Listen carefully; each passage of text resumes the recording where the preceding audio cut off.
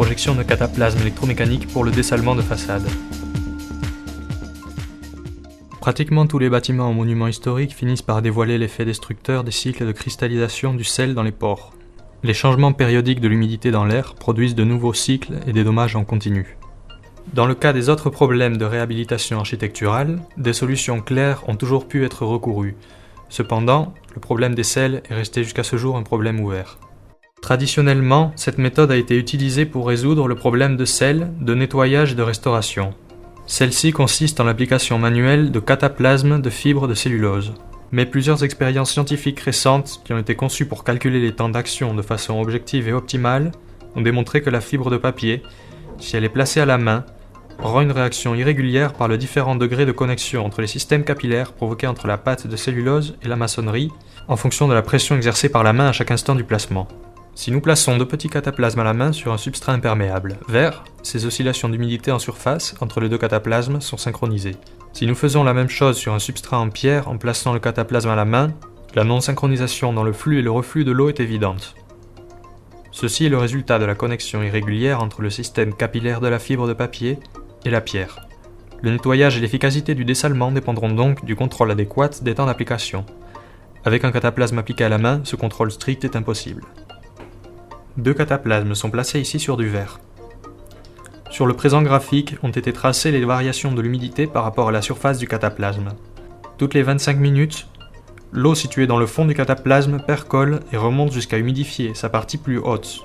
Les deux cataplasmes sont synchronisés. Nous voyons deux cataplasmes placés sur un rocher.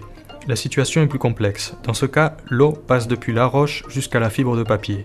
Sur le graphique, nous observons les mesures du taux de l'humidité sur la surface du cataplasme. Et chaque fois, entre 20 à 40 minutes, l'eau de fond s'élève vers la surface par aspiration capillaire. Les deux cataplasmes ne sont pas synchronisés à cause de la connexion irrégulière entre les systèmes capillaires de la roche et de la fibre de papier. Ceci étant le résultat d'une application manuelle du cataplasme. La production automatisée des cataplasmes sur une machine donne lieu à une connexion homogène entre le sorbant et le substrat et la commande du temps peut être utilisée avec une grande précision. Se doublent les avantages de la facilité et la rapidité du placement, y compris de permettre le placement dans les plafonds, l'économie des matériaux et la possibilité de réguler en buse du pistolet le dosage solide-liquide. Le système de projection Celluroca a désormais résolu la projection d'un élément aussi léger que la fibre de papier et peut générer des cataplasmes tout à fait réguliers et homogènes. Quant au dessalement, il s'agit d'un aspect qui revêt une importance capitale, parce que la migration de pointe du sel dans le cataplasme est atteinte entre 5 et 15 minutes après l'application, c'est-à-dire à un moment concret qui dépend à la fois du substrat, mais aussi des conditions de température et d'humidité du milieu ambiant. Nous avons mis à la machine un cataplasme de 1,5 sur 1,5 m, et nous avons mesuré la teneur en sel dans le cataplasme, en dépendance étroite par rapport au flux et au reflux de l'eau. Il y a une ligne de mesure de l'humidité dans la partie supérieure du cataplasme, et une autre ligne de mesure dans la partie inférieure. Si vous regardez attentivement les graphiques, au début il y a un reflux dans la partie supérieure qui n'existe pas dans la partie inférieure, car l'eau s'accumule par gravité vers le bas, provoquant un retard du taux de flux et de reflux entre la pierre et la pâte de papier. Cependant, après 5 minutes, on revoit travailler le macrocataplasme de façon régulière et homogène, à la fois dans la partie supérieure comme dans la partie inférieure. La machine a été testée dans de vastes zones de dessalement. Nous la voyons ici au cours d'un dessalement d'une superficie de 700 m² sur la façade extérieure de la salle capitulaire de la cathédrale de Saragosse. Le dessalement nécessite une cartographie des sels de la surface de la maçonnerie. Nous voyons ici l'équipe arbotante travaillant sur la cartographie des sels sur les façades de la salle capitulaire de la cathédrale de Saragosse.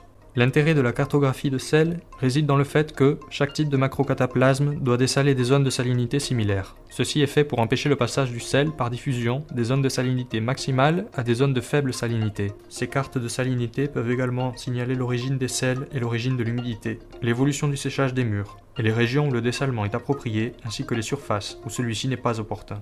Lors du dessalement, le liquide projeté est de l'eau distillée, mais la buse de notre pistolet est protégée contre la corrosion, et peut aussi utiliser le liquide de nettoyage habituel dans la restauration.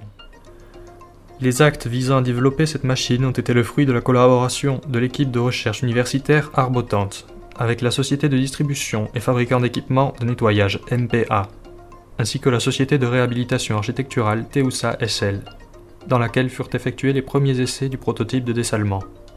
Les premiers travaux du dessalement dans le bâtiment de la Kucha se sont avérés avec succès, non seulement par le fonctionnement mécanique de l'équipement, mais aussi la complexité des sujets abordés et la réalisation de bons rendements de dessalement sur une façade à l'extérieur de l'environnement climatique de la côte cantabrique. Après ce premier essai, le procédé a été consolidé avec le travail du dessalement de l'église Nuestra Señora de la Asunción Hondarribia. Bien que prévu à l'origine pour protéger le patrimoine historique et artistique, son application dans la restauration architecturale des villes côtières est extrêmement intéressant, parce que le sel de mer provoque de grands dommages, même dans les nouveaux bâtiments. Un nouveau système tel que celui-ci permettra le dessalement des maçonneries à une grande échelle, chose que l'on aurait trouvé absolument impensable auparavant.